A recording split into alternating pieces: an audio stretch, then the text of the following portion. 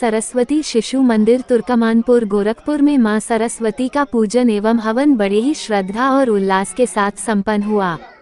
इस अवसर पर बच्चों ने सांस्कृतिक कार्यक्रम भी इस कार्यक्रम के समापन के बाद प्रस्तुत किया। कार्यक्रम के यजमान विद्यालय के प्रधानाचार्य संतोष कुमार दुबे, अनिल मिश्रा, ब्रिजराज दुबे तथा राम प्रकाश जी रहे। इस कार्यक्रम के समापन के बाद 150 बच्चों का विद्यारंभ संस्कार भी संपन्न हुआ। विद्यारंभ संस्कार गायत्री पीठ के आचार्य श्री अजय गिरी तथा ब्रिजराज दुबे ने संपन्न कराया। इस अवसर पर लगभग 400 अभिभावक भी उपस्थित रहे। प्रकृति सिंह, सीमा जी, अनीता जी, सोना जी, संजू गुप्ता तथा मार्कंडेय तिवारी कार्यक्रम संपन्न कराने में महत्वपूर्ण योगदान दिया।